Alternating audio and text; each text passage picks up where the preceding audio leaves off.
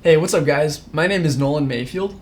I'm a sophomore at the University of Oregon, and today I'm going to tell you my whole pressure washing business plan, which I've been doing for 6 years now. I'm going to tell you about my marketing, my customer base, my pricing model, how I determine what I charge, and a whole lot of other things, including my equipment. Let's get started. So, I've always been an entrepreneur. When I was in the 5th grade, I started a dog walking business called Strollin' with Nolan. And it was a lot of fun, but I moved and I lost my customers, which is why I decided to try something new. I decided to try pressure washing. The work itself was hard, but it was satisfying. I could get a tan, listen to music and podcasts. Radiolab is a personal favorite. I worked with great customers and I also got paid really well. Now, my equipment setup back then consisted of 4 things. I bought a Honda 2750 PSI pressure washer. That's about $300 new, but I bought it for $120 on eBay, which I would recommend for you. I also got a $30 turbo nozzle. It's a head that you attach to the end of your wand, and that really helped speed up my work. And then obviously I also had to buy a non-kink hose and a push broom to clean up when I finished my jobs. Now, when I was first starting, I would typically charge $20 an hour. And remember, I was in the 7th and 8th grade making $20 an hour, which is a pretty awesome side hustle, all things considered. There seriously aren't a lot of side hustles that will allow a 7th and 8th grader to make $20 an hour, but there's a couple reasons for why that's possible. First, a lot of people don't like pressure washing. I've heard of a lot of complaints about back pain and joint movement. Personally, I've never experienced that, but it's definitely a factor for why you can charge that much.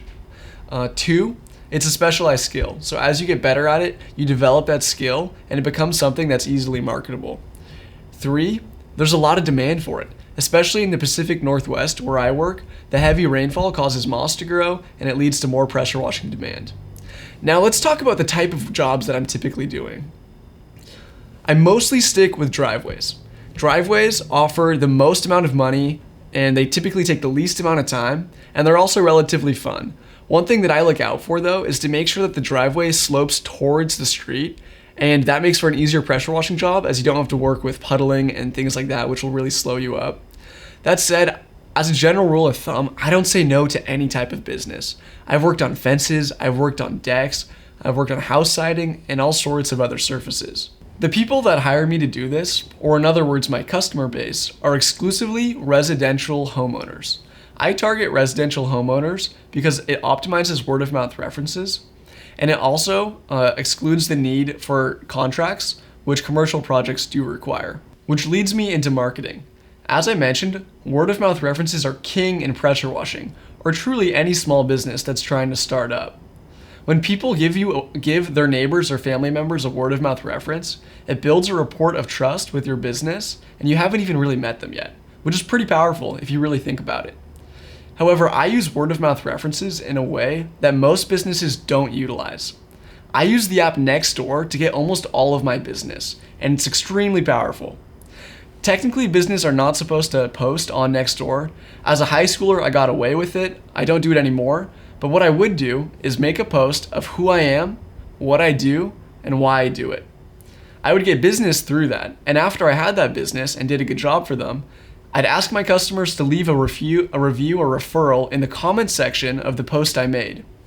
The Nextdoor algorithms would move my post back to the top of the forum, which would lead to new business. In essence, it was a cycle as I got new business, and then I got new comments, and then because of that, I got new business. That said, you don't have to make the post yourself to use this method.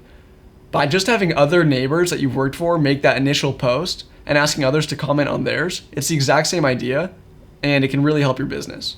One thing in marketing that a lot of people do forget is that the work you do is a great marketing tool.